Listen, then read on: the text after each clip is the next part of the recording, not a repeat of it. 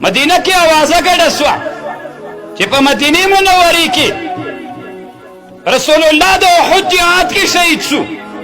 هر یوه ښځه خصوصا حبیبه العفیفه الصدیقه لرسول الله صلی الله علیه وسلم هغه هم خبره سوه چې رسول الله شهید شوی د احد جهاد میدان ته روانه ده. دې خوا د عمرو بن جموح ښځه هنده نومېده، یوه خوا هغه مشهوره هنده وه، دا د عمرو بن جموح ښځه وه. دې د جهاد میدان ته اس اوښ راوستلی و، په یو اوښ باندې درې جنازې بار کړي دي. یو عمرو بن جموح ده، یو عبدالله بن جحش ده، یو د دې زوی خلاد بن عمرو بن جموح ده، په اوښ باندې بار دي. نبی علیه السلام دغه هند رضی الله عنها یو جکې ښځې ولاړې دي، عایشه او ام سلمه هم ده. پوښتنه یې وکړله، وی څوک دي شهیدان؟ دا تا چې په اوښ باندې کوم شهیدان راوړل څوک دي؟ وی زوجي عمرو بن جموح. وی بل څوک ده؟ وی اخي عبدالله بن جحش. وی بل څوک ده؟ وی ابني خلاد ابن عمرو ابن جموح. وی د رسول الله څه حالو؟ وی هغه جوړ ده. وی کل مصیبت بعده جلل، ټول مصیبتونه پس له دې چې رسول الله ژوندی ده اسانه دي، هغه واړه مصیبتونه دي. فداک ابي و امي، مور مې دې هم درنه جار سي او پلارم. مونږ دغه عزم کړی، مونږ ته چې پلرونه غوږ کې اذان کړی د لا اله الا الله ومحمد رسول الله، په دغه توحید مونږ تربیت سوي یو. دغه توحید ته مونږ زړونو ته راغلی، دغه د توحید غږ د مونږ د بدن او د مونږ د وینو سره ګډ سوی. په دغه د کفر دښمنان خبر وي، د مونږ د وینو د څاڅکو نه به د الله غږ وځي.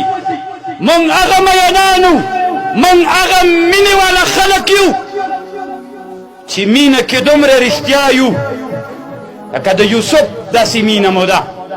د زلیخا چې د یوسف سره وه، فتوحات رب علامه ابن عربي په فتوحات کې لیکي، وی چې کله یوسف علیه السلام سره د زلیخا مینه وه، یو وخت کې چا زلیخا وینې کړې وه، د زلیخا د څاڅکو نه وینې تویېده، د کومه وینه چې تویېده په مځکه، ينكتب بكل قطرة من دمه الله الله يوسف يوسف وینا چې په مځکه غورځېږي تت غورځېږي. اما مینه داسې حالت ته رسېدلې وه چې وینه کې دومره انقلاب راغلی و چې هغې د یوسف نارې وهلې. حسن حلاج چې هر څوک و، مونږ یې د توحید په خبر باندې خبر کو، وی چې کله په دار وځړو وینې چې تېر څڅېدلې، په وینو نه ينكتب بكل قطرة من دمه الله الله، غیر اختیاري پې لګل کېدل. مسلمانانو مونږ دغه عهد کړی، دغه دین به مونږ په مخ بیایو، د جهاد په لاره، د علم په لاره، د قرآن په لاره باندې. په علم میدان کې به هم دغه معلومه کړې، د حق د بیانولو په میدان کې به هم دغه ښکاره کړې. امام ابن جوزی رحمه الله یو عالم تیر سوی، د ده په مناقبو کې سیر و اعلام النبلا کې امام ذهبي لیکي،